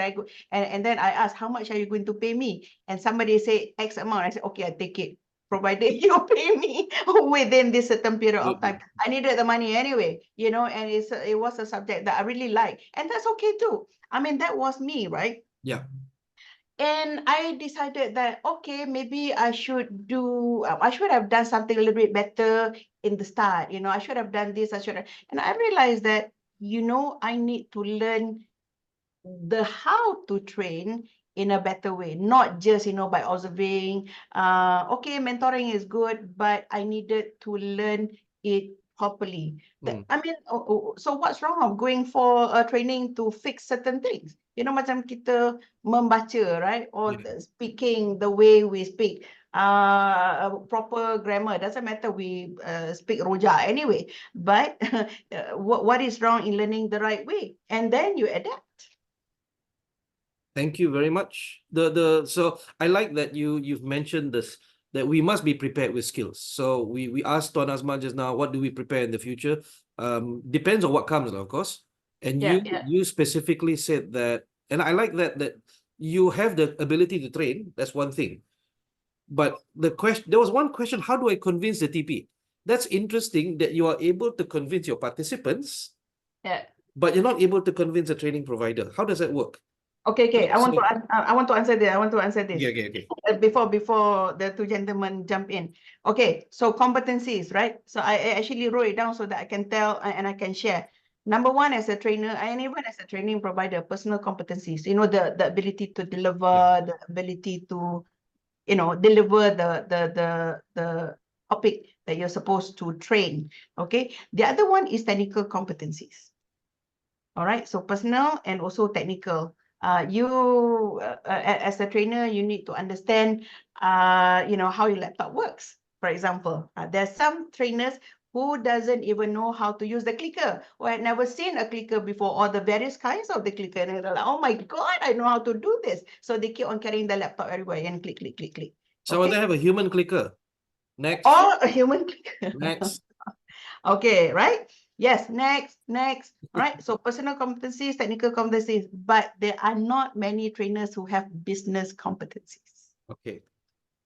Okay, and I think this is severely lacking. Business competencies mean the business acumen of it. How do you sell? Because you're the product. You're the product. If you only can deliver, you have a good product, but you don't know how to sell it, a bit difficult lah, right? So the personal branding, oh, you know what? I am also not on any social media. I'm introvert. Then you don't even leave any digital footprint. How would other training providers want to see you? They don't know. Do you have any YouTube that I can see how you deliver? Oh no, I don't know how to do that. See? I plead guilty to that stuff lah, because when one of my teachers recommended that I go onto LinkedIn, and I go, what for? So then one thing really hit me. There was one training manager who I met up with, and she said to me the magic words, I looked for you on LinkedIn, but I couldn't find you. And I go, okay. I thought, is that important? Then the magic words came out. If I cannot find you online, you do not exist to me. Yes. If right? I cannot find you, you do not exist. Yeah. So I tend to tell people, as a professional, you need to make yourself stalkable. You need to make yourself professionally stalkable, so that and especially when Gen Z and Gen Alpha are becoming more and more into the workplace, they won't call you. They'll stalk you. They'll read everything about you before they meet you. And it's several times already I meet a client and they say, yeah, and they quote something I put on Facebook that morning. And I go, oh, mamatila. They know stuff. But what happens is they've already broken the ice for me. Right? They know who I am before I walk in the door. So they actually do the work for me. I don't have to do extra work in that sense. So I'll repeat this for everyone here. The magic words: if you cannot be found online, to them, you don't exist. Yeah. And if you go on LinkedIn, you'll still see some senior trainers. In fact, some junior trainers, but the spelling of the name is lowercase letters. Right? Gamba, no picture, or some picture, handphone selfie or something like that. I need you to think about what kind of... Okay, let's look at this way. If your future father-in-law were to see that, would you? Right. We have questions in the chat, which we'll come to a little bit later. But I wanted to transition to Juara, because I think this is something that I would love to hear your answer for. There's a question here that goes: is there a competency model that is validated by some forms of body to be a framework to be followed by trainers, to be top-notch trainers, right? So I know of stuff like the ICF, I know of others like that, but it's specifically for trainers. Who do we look for? What's the measurement that us as clients, maybe us as training providers, and especially us as trainers, how do we know if we are par? Is there something to measure against? How do we know we are on par, you said? How do we know? So how do we measure ourselves? How do we know? Is there a competency model for us, for clients to know, for training providers to know, and especially us as trainers? How do we know whether we are there or not? Tuan Juara, what do you think? I can only speak from my experience. For example, in our national service, we actually have a matrix to measure how competent a trainer is. So what I'm saying is that from my own experience, there are competency frameworks around, but there's no like one fixed one for the whole industry. because I think that needs to be done by someone like HRDF, and even that also would maybe applicable to only HRDC certified trainer. So on that note, I think what would be more prudent is for us to be able to develop our own. Yeah, based on there's so many different theories or methodologies that you can use. For example, the easiest one is theory of change. Yeah. So just take the theory of change and then you map it against your L&D, and then from there you'll be able to figure out what are the competency. You can even look into existing organizations or existing bodies that have competencies that we can then adopt. For example, like the ICF, IAC, INIFAC. So these are all somewhat trainer related, but they are not trainer. ATD has their own. So there are a couple of things that you can. The question is, are we doing it on our own rather than waiting for it to be something that is pushed upon us or regulated upon us? I think the bigger question is, each and every one of us, to be honest, do we have our own competency framework that we can use? Yeah, I think one of the things that MBTA was trying to do, Aman, last year even, we even came up with the framework to actually propose to HRDC, because HRDC was also looking into coming up with a competency framework for continuous learning. So there are so that would be in a roundabout way. I would say how the frameworks are. Yeah, don't wait. For me, personally, don't wait until someone forces you to do it. By right, we should already be doing it on our own free will. For another example, I can only give again examples that I can credibly say is like Neo One. We have our competency. We have 10 elements that we looked into that allows us to validate our associates and our apprentices. So that's how also we develop them, and that's also how we actually rank them or understand what kind of work for which kind of people. That's that one. Now, and also, I think you cannot run away from also competency framework is one thing, and I mean it can be it's there. However, there's nothing that beats a mentor or someone that actually can see you face to face and actually validate whether you are it or not. So I think this is another area that is lacking and sorely missing in our industry, which is funny because our industry as it is talks about development, but we are not mentoring each other. We are not supporting each other. How many apprentices programs are there? How many associate programs are there? How many development program that is being run for trainers, by trainers? So this in itself is an evidence that kita dalam industri yang unfortunately cakap banyak tapi tak buat. Shock, I mean, we tell people, we advocate, lifelong learning, we advocate you should be developing yourself, or you should change the name of your your unit from training to learning and development. But the question is, are we developing each other? Are we developing ourselves? Are we helping to develop other people? So kadang-kadang kita ni, we are the worst example of our the worst example of our industry. Kita cakap dengan orang suruh belajar, kita educate orang belajar, tapi berapa ramai pada kita belajar tahun ni? How many of us spend money? Semua kena tunggu NTW. Betul. Bila NTW, ramai lah semua sampai register sampai 20-30, tapi datangnya tidak. How many drop rates? So this is all are symptoms of our industry. Kita tak boleh blame orang lain. We cannot blame HRDC for saying that trainers are not no quality and all that, because we don't govern ourselves. How many of us have got our own competency? Let's be honest. Put in the chat. How many of us actually have our own competency framework to measure ourselves? How many of us actually log our training? How many of us actually has got letter of satisfaction from our client? Not testimonial, not this video yang lepas training. Of course lah, kalau video lepas training, semua orang cakap best. Kau cuba tunggu setahun dari sekarang. So this is the other thing. Sama juga ni, cerita pasal feedback form. How many of us actually practice not doing feedback form immediately after the training? We should be doing feedback form a month after the training. Baru kita tengok betul-betul ada impact ke tidak. So these are the kind of things that kita cakap banyak, buatnya tidak. Sorry lah, that's why. So for me, the framework is there, is everywhere. Should just pick it up and have your own. Yeah, don't wait until the framework is there for to be forced upon you. I told you I had the trigger questions for Juara, right? All right. It's getting pretty late, but I hope people are still enjoying themselves here. I would like to go to Tuan Azman.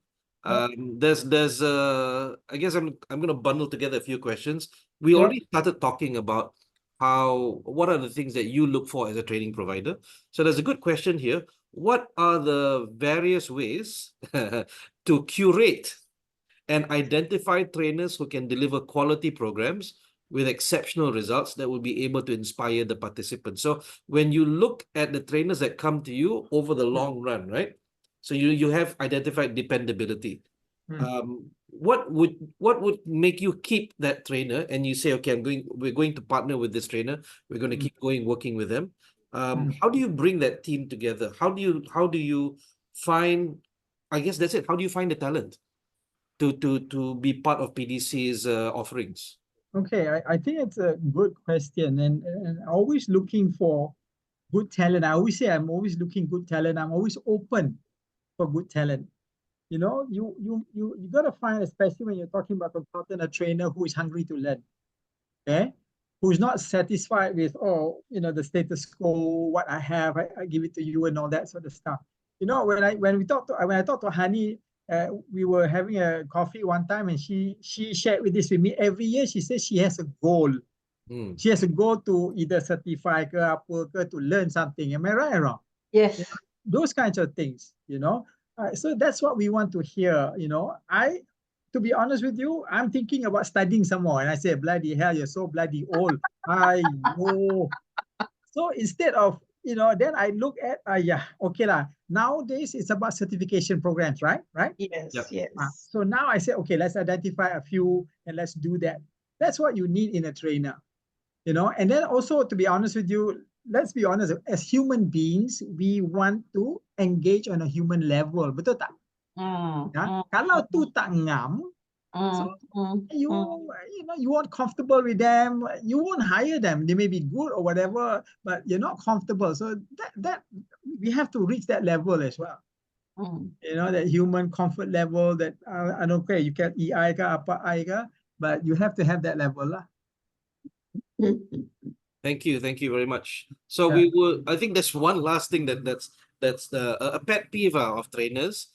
I suspect I know your answers already, but if you could give us answers for the young people, right? The freelancers just starting out. And of course, these questions relate to intellectual property, right? It's about my outlines, my slides, my workbook, my. Be kind, guys. So the question is, how do I protect my copyright? And I guess the answer is my IPO lah. That's number one out there. But how do you handle? You see the word handle. How do you handle TPs or trainers that steal your materials? So I'm gonna ask who would like to start first. I would love to listen to all three answers. I want to continue where I left off. Okay. Yeah, because you asked me that kind of sort of that question early on. Yeah. Right? What do you do, whether it's TPs or trainers? What do you do with them? I mean, honestly, you got to hang them dry. You got to call them out, you know. And katalah, dia terbuat, tak perasan dia buat. You still should talk to the TP and say, hey boss, what's happening? What's going on? You should have that discussion. And then if you see that these guys are real jerks, then you treat them like jerks, huh? Yes. Hang them to dry. Yes. Okay.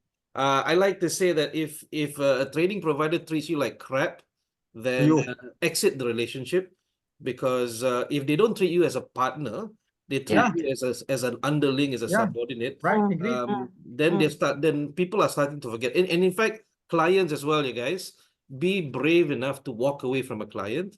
Yes. Because you might earn less this time around, Yeah. You feel a lot better. Trust me, if you trust me, you'll feel a lot better. It doesn't hang in the back of your head that you have Yes. done it at least once. Yes. Feel Yes. free. Yes. Nazrin, Yes. yeah, Nazrin, Nazrin, I want to weigh in on this Yes, yes. content outline punya Ah. thing. Oh, here it comes. I tell you, Be kind, be kind. I mean, okay. Let's go back to the fundamentals of what is your value. Is really your value your content? Is really your value your content outline? If your content outline is who you are, I feel sorry for you. You will be obsolete. No, because why? I can go to ChatGPT right now, Yeah. the 3.5, Oh my which is the God. free one, Yes. not even the paid one. I will do my prompter and I can come up with not just a content outline, but a lesson plan with timing and activities. Yeah. Right. Correct. So what are we talking about? I mean, I see in Facebook trainers whinging and bitching about, my content outline is taken by a given. Really is that your value? Is your content outline your value? I feel sorry. I think you don't really understand what your value is in training. If you think your content outline is bacalah content outline itu bagus sangat sampai orang lain tak boleh buat. Really? It's a content outline, for goodness sake. Oh my God. Yeah, okay. Now, think about this. You are a freelance trainer and you want a job from a TP. So what does a TP need to give you a job? It's for them to be able to give content outline to their clients, correct? So kalau you tak bagi diorang content outline, macam mana diorang nak cari kerja untuk bagi kat you? So you must understand that content outline is your initial start, initial call. So don't be worried. It is, you call as many people, give lah content outline seberapa banyak you nak. Orang nak ambil lah, because why? You are not your content outline. People, now remember this, you are not your content. Your content is nothing. The internet has more content than you have. This traditional notion of a trainer's role is a subject matter expert has gone. We should now change. We are no more the subject matter expert. In the future, we should be a facilitator of learning, not the custodian of knowledge. So understand your value. People come to your workshop not to get the content. If the content is the all-powerful, jangan lagi mudah, you bagi diorang slide, bagi diorang you punya write-up, you tak payah pergi workshop I. Buang masa. The reason why people want to come to your workshop is because of you, not your content. Juara. Yeah. I nak Yes. jump in sekejap about the training about you, right? About the trainer is not your content kan. But here's the thing. A lot of trainers are still relying on slide. If we challenge many trainers to say, hey, can you facilitate the learning of this subject with 0 slide? What do you think will be the answer? Based on my common.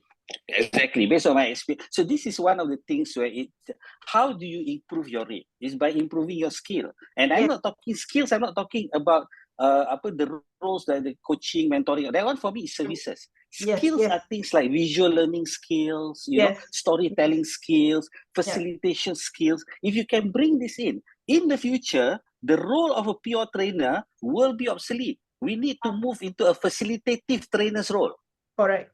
This is the future. So if you guys are still hung up on your slide, you're still hung up on, your content outline, if you're still hung up on your lesson plan, you will be immediately obsolete in the future. Because why?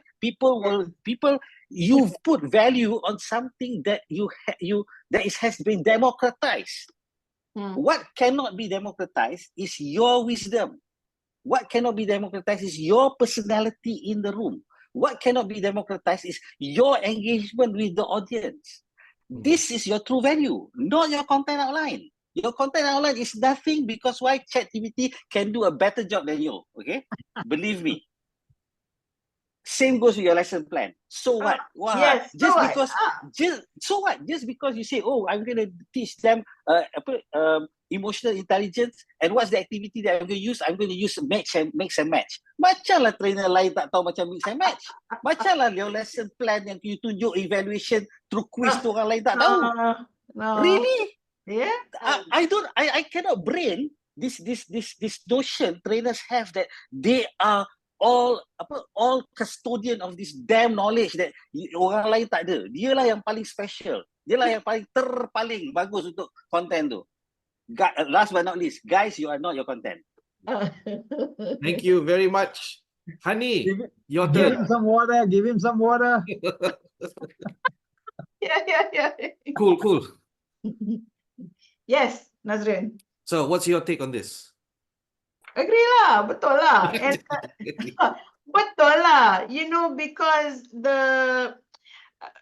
okay, so backtrack a little bit. I hardly work with any TP for a very good reason that I don't like many of them. For a very reason that they try to fleece more from the trainer. And I'm talking from experience as well. So I only want to work with people that I can trust, who have alignment in terms of values. Okay, so in terms of values, to me is very important. Integrity is very important. They don't lie, you know, they don't cheat. They pay on time, you know, somebody that I can trust. And that's the thing. So I get envious with you, Nazrin, because you have quite a number of good TPs that you work with. You're very, very lucky. Unfortunately, I'm not that lucky. Over the years, I'm not that lucky, but maybe I should change my mindset as well. But, you know, I found that I've never been that lucky in having relationship with any TPs. So anyway, coming back to the question of, you know, outline lah and all that. So far, I have no problem in sharing my outline, you know, in sharing some of the things that that I want to train, for example, but I only work with very, very limited number of TPs, so to speak. Why I want to work with them? Because they are honest people. All right, they are honest people. They are open with communication. They will tell you some of the challenges, and I like to. I want it, and this is where the concept of being offensive comes in first. I will tell them, okay, this is very interesting, and many of these TPs are people that I have known for as friends first. Okay, so I know them as friends first, and I know where they live. So if they don't, that sounds different though. I know where they live. I will know where to go. Okay. So, you know, I can tell you that I only work with less than 5 in terms of training providers, and not that every of Nazrin, hear that, Nazrin, hear that. Yeah. And less than 5. And the reason why I love working with them, because of various reasons. Not that they pay me the best of the rates as well. Some will not pay me the direct rate that I have with clients, which is above and beyond the HRDC metrics. Right, but because number one, they one of these training providers, they like to give me really exciting assignment that I personally would not be able to have it. You know, really, really exciting assignment, and in a longer days, you know, like 4 days, 5 days, and they pay everything. Hotel bukan like cheap hotel, like, you know, 4-star, 5-star. They took care of me, pay me right after, you know, they give me good client, and I'm very okay with that. Right. So the other type of training provider that I'm still with, because they pay good, they pay well, and in time as well. And in fact, before even delivering any training pun dia dah bayar dulu. And I was like, wow, I want to work with this kind of training. But I can tell you, you can count with one hand how many training providers are like that. But at the end of the day, trust is very, very important. I don't mind sharing my outline and all that. You know, if in fact, when a TP before this asked me, Hani, can you speak to the client to you know, share with them the flow, whatsoever, it's fine. I don't even mention my company. Because to me, my friend there, who is the TP, needs to trust me. I don't even hand out call cards. If they want to Google out, okay, that's fine. My name is always there. This is not the 1980s. Everybody can find you now. Everybody can find you anywhere. Yeah. Right? Hani. Yeah. Hani, content outline tu punyalah apa, lesson plan tu punyalah valuable Ada orang bayar 399 dapat 500 training content workshop Oh dengan my God, nonsense, that is how nonsense, valuable. Can you imagine how valuable it nonsense. is? Right? You can buy it, you know. Oh God, no, the real value is you. Exactly. The real That is value how is cheap. That's how cheap content online lesson plan is. People are It- selling 500 workshops for $399.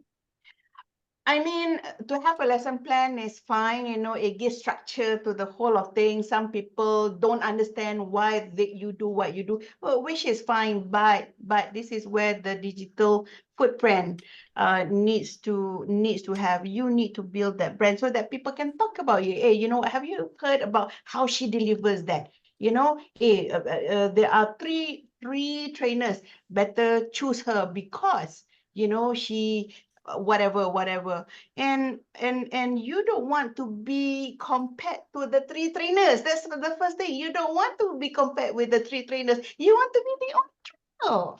Why to be compared with the other three trainers? Duh. So lesson plan, yeah, okay, fine. IP, yeah, okay, fine. But here's the thing, Nazrin, when Dragonfire have become a training provider, I work less and less with other training providers as well. Just a few weeks ago, someone called me up, an old TP contact, and said, "Honey, can you do this? It's a topic that is one of my niche program." And I said, "I'm so sorry. This is the topic. This is a niche topic that we deliver, that I deliver. Unfortunately, I won't be able to do it with you." That's it. So it's a matter of willing to walk away because you know what's your worth. Okay. So Thank you very much. yeah, that's it. Trust lah. I cannot lah. I cannot lah. If I cannot. Sebab ada cerita, boleh tak? Just 1 minute. Boleh, Ada boleh. sekali tu, one lady, she's a TP, okay? And she She's is a what? a friend, a TP, a training TP, okay. provider. And she was a friend. I emphasize the word she Was a friend. she was. So I delivered. We had a mini conference of sort. She attended my event and she said, "Oh, this is very, very interesting, Lahani. I want us to have a session about this." And I thought, you know, 1 hour kind of session, session and all that. And I thought that was quite all right. She went back to the office. You know what she sent to me? Mm-hmm. A trainer's agreement. An agreement to hire a trainer. And I said, "Oh, what is it?" She said, "I want to hire you as a trainer. You know, the same topic that is my niche. Right. Okay, it's my program." And I said, "Oh, I didn't know that you're engaging me as a trainer." She said, "Yeah, because I like the topic so much." I said, "Okay, so what's the plan?" She said, "Okay, here is a contract. I want you to sign it." I said, "Okay. So so what's the plan?" He said, and she said, "Okay, we're going to do this a 2-day program. A 2-day program is a public program. You need to send me this. Biasalah, trainer bio lah, outline lah, apa benda lah semua. Your certificate and all that. And I have yet to see the full contract. Okay. What? Dia minta dulu. Dia kata, "Okay, let's identify the date." So dia pun bagi I ada beberapa tarikh. And I thought, aku tak excited lagi. You are already, you know, getting into this mood. And then I tanya dia, "So this is public program, right?" She said, "Yeah." "So how much are you going to charge per head?" 3,500 ringgit per head for 2 days. I don't know how lah. And I said, "So how much is the trainer's fee?" 2,000 ringgit a day. You do the calculation. She's charging 3,500. Come, let me do the calculation. 3,500. Okay. How many packs? How many people? 30 packs. 30 packs. Full That's house, 100. That's 100 and that's 105,000. That's 100 over 1,000. Okay. And she is paying me 2,000 ringgit a day. Yes. What? Why I said she was my friend. You see where this is going? Yep. That's vile. All right. We are coming up on 2 hours already, and people are still not leaving. So, however, I'm getting old in age and I have to wake up early tomorrow morning. Anyway, so we're gonna wrap up in a minute, and I would like the three of you to prepare, something that you haven't said yet tonight. So you're not gonna repeat yourself. What would be one piece of advice that you would give, not the training providers, but trainers who are struggling in the industry? They don't seem to be getting jobs, they don't seem to be getting like daily, kadang-kadang satu bulan nak dapat satu, get one also difficult. What would be some piece of advice, something practical, something they can immediately go and apply rather than a mindset or a philosophy?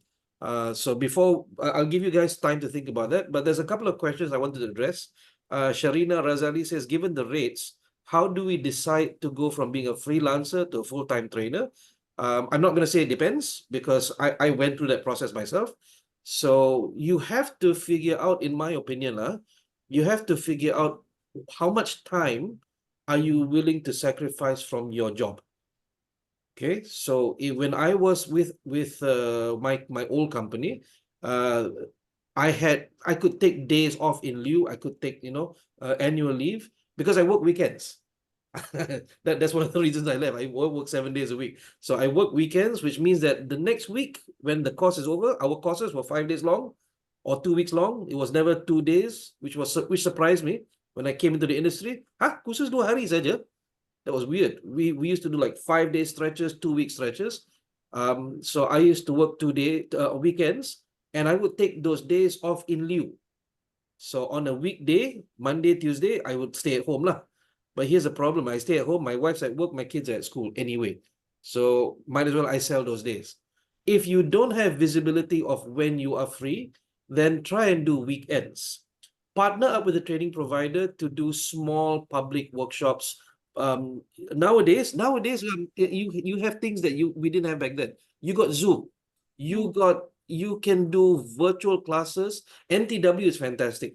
You don't even need to be a training provider. You're just somebody off the street. You can do an NTW. And guess what? So many people sign up. You now have their email addresses. Don't spam, right? But you can now contact them to say, if you are from a particular company, would you recommend me? Okay, as for me, when I first came out into the industry, I message friends on Facebook. I say, if you're working in a company, could I please get to know who is the HR? This face must be thick lah. You must have very thick skin, because if you want to survive, you have to do your marketing. And I'll be honest to say, when I left, I thought I was prepared. I took 1 year, 2014, 2015. I took 1 whole year preparing myself, and still I was not prepared. We went to B40 almost in 3 months. So I'll say that whatever it is that if you want to be freelancer, you're actually being an entrepreneur. I think remove the word freelancer from your brain. Yes. Put in your mind, you are an entrepreneur. And number one, as an entrepreneur, you need to have resilience. Anything that comes at you, you kena bersilat dengan dia. There's no time to sit down and cry. There is time to rest and recuperate. But if it comes, you need to take care of it fast. And then choose a time when you're going to sit down and cry lah. But the idea is you. I called it my bungee jump, Sharina. If you're still here lah, I call it my bungee jump. I was not sure, as much as I prepared pun belum tentu, but I did it nonetheless, and I wouldn't change what I did. But maybe I would have started approaching the market a little bit earlier. So one of the first few things I did was I went to the HRDC website in 2014. I copied all of the training provider contacts. Back then, they still had addresses, so I could categorize them by state. So I could filter by state, and I would send out only to KL and Selangor. Every day I would send out 500 emails for 2 weeks on straight. And out of 4,000, back then 4,000, well, 4,000 emails I sent out, only 150 came back. Out of the 150, either they said no thank you, or noted, noted, we'll keep you in mind in our list. And a very small percentage, only about 20 to 30, I actually met. I actually got to talk with, sit with them. And a lot of them are still my training providers today, right? So you want to be able to think of yourself as an entrepreneur, not a trainer. Because if you do trainer, macam Hani kata, you need to have that business acumen.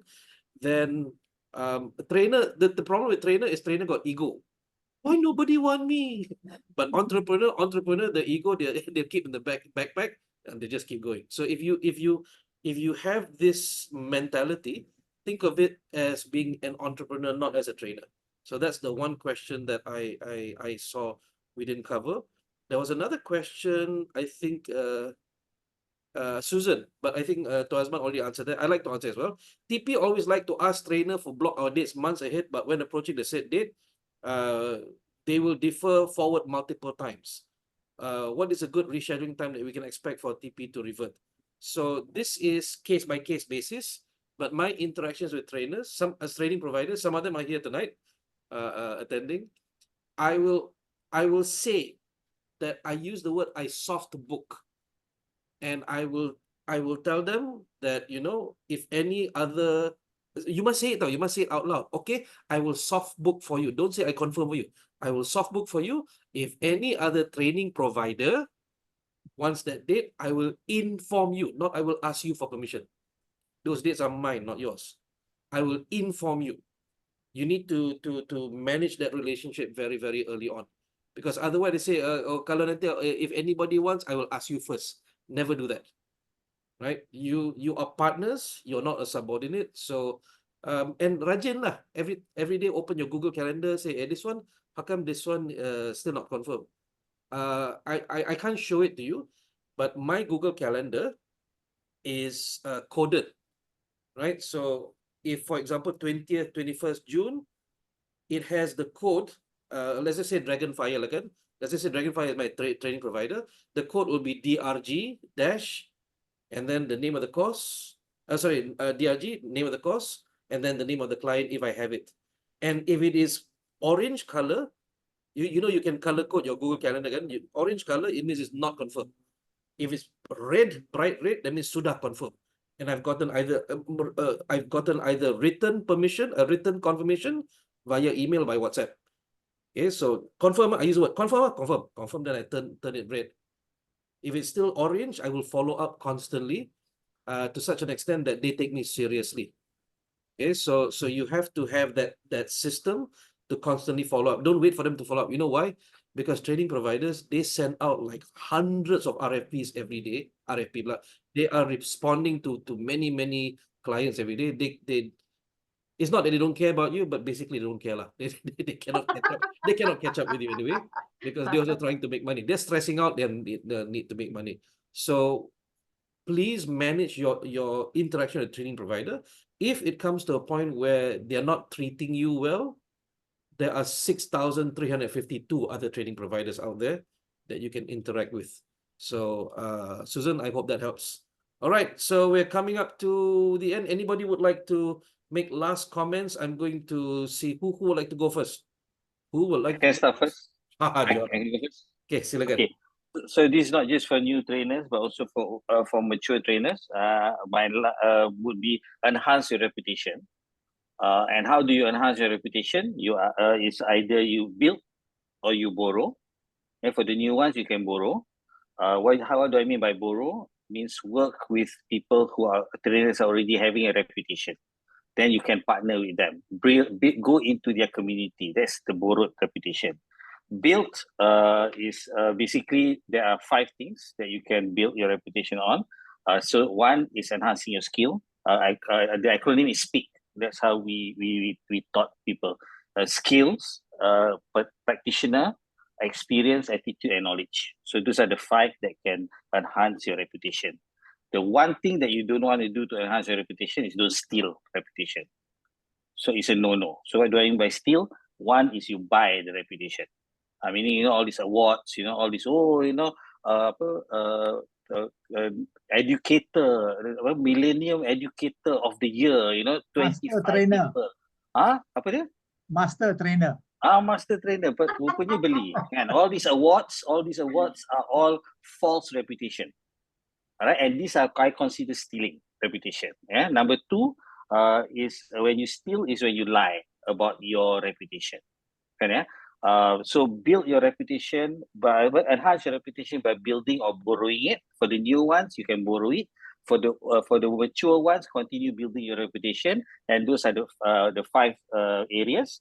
But please do not steal reputation. And that will be my last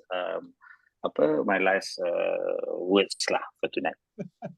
Oh, no, for tonight, yes. For tonight. All right. Who would like to go next? I'm okay. I'll go lah. We'll go through the knee. Nazrin, just now you said that for the last words you wanted for us to give some advice to the young trainers or trainers that hasn't been getting work and all that sort of stuff. Am I right? Did you say something like that? Okay. So I mean, to be honest with you, if it's been if it's been repeating over and over again, and you're not getting the work, you're not growing, and so on. So I'm sorry to say, but probably obviously you're not doing you're doing something wrong, like you're doing something wrong, and I think you should have the courage to self-reflect, to take a look at what you can do better. So if you're hitting the wall all the time, and obviously you're doing something wrong. So take a good look at yourself, self-reflect, get a mentor, and use that as a learning curve. That's part and parcel of life. But have the courage to admit maybe I'm doing something wrong. And get someone to help you with that. Thank you. Get Juara to tell you straight to your face what you're doing. I will tell you in a more gentler way. But Juara. Thank you very much. Hani, all yours. Sure. Definitely build your reputation lah. The reputation, like what Juara was saying, Azman was saying, you need to build your brand, you need to build that reputation, and you need to leave something that people can take a look at. Right now one of the best places is to be on LinkedIn. But then kalau ada account LinkedIn but you don't really use it, then you must be prepared to leave it somewhere else. It can be TikTok, for example, and I say, oh no, I'm so introvert. It doesn't work that way. And the best marketing, you see, I hate cold calls. You know why? I'm so bad at getting rejection. I've never done cold calls. Not that I've never done cold calls, yes, but for the past many years during Dragonfire, I realized that I am very bad at receiving rejection. So because of that, I want to build it differently and by networking. So some people, think that you have to do being with everyone, go and networking, all that, but that's not for everybody. I understand that. But being an entrepreneur, right? So you need to find that channel. So young trainer, not so young trainer, build that reputation, build your brand, so that when somebody remembers about a topic, they straight away remember about you. There's like gazillion trainers out there. What is it that you are so special that they always think about you? There you go. Thank you very much. And they're most welcome to connect with me if they want, tough love. Thank you very much, Hani, to Azman and Juara. I guess it's my turn, but you guys have taken all the good stuff already. So I'm just going to say that, if you're new in the industry, it is okay to not be chosen yet. Right? It's not a reflection so much. Sometimes the client, the training provider, they don't select you because they're not familiar with you. So I'm going to repeat what I said just now, which is be stalkable. There's a term that I like to use called demonstrate value, right? So on your social media, don't use ChatGPT.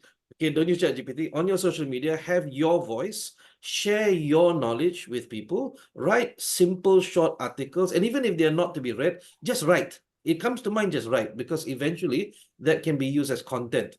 But the idea is you must start demonstrating value to people, and somebody will notice you. I cannot confirm or promise, but somebody will notice you, because in 2015, like I said, it took me several months to actually be noticed. Once a training provider takes you, I'm going to say this. Give 359% of your effort so that they are convinced that you are the right choice, so that they will want to work with you again and again and again and again. And just keep giving your best. You know why? Because our industry, you give your best. One client pays you 50 ringgit. You give your best. The same, another client pays you 3,000. It's like my mom used to be a real estate agent. She says, I would rather sell factories compared to selling houses, because the same amount of effort she puts in to sell a house, she gets commission percent, kan. But when she sells factories, we payday lah. Whenever she sells factories, we go for steak dinner. I remember that. So I want you to think about this, that yes, you can practice with the smaller potatoes, but aim high. Okay, aim high and have a 5-year plan, a 10-year plan, because if you don't plan, you don't have goals, you're not going to be moving in the right direction. Move slowly, no problem, but just keep moving. So that's from me. Thank you very much, ladies and gentlemen. We started at 9:05, so we are just shy of 2 hours. We would like to invite any of the attendees to, no questions, but can you share with us your #1 learning for tonight in the chat? For a couple of reasons. Number one, we want to know that we've made an impact. Number two is for the panelists to also know whether anything has been beneficial to you. So we're going to give you the last 3 minutes. Please type, and please don't give me one word lah. Like, fantastic, amazing. Please don't do that. We know we're fantastic. We know we're amazing. We know that. Just share with us, what is that one key takeaway you had for tonight? And I'll give you about a minute of silence. But while you're typing,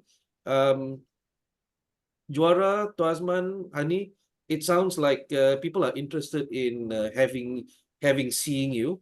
Do you have any ideas of what we could do next? If you have any ideas, what should we discuss next?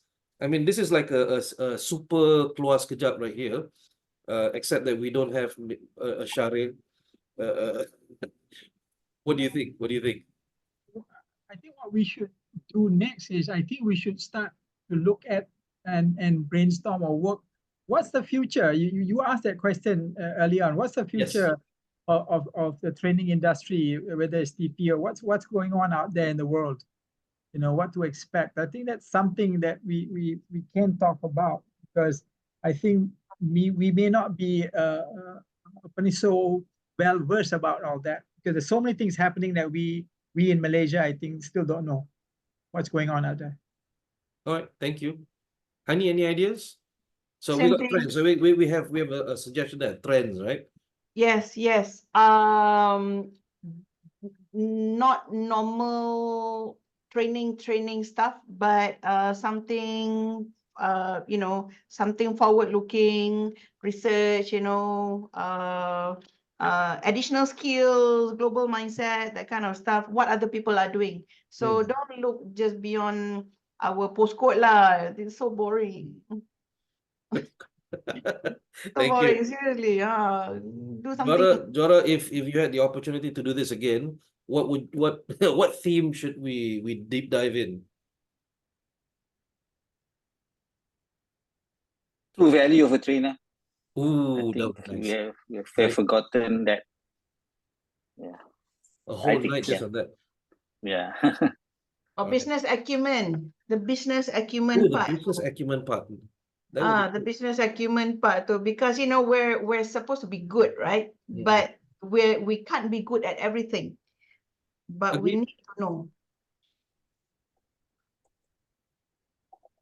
That's a good one.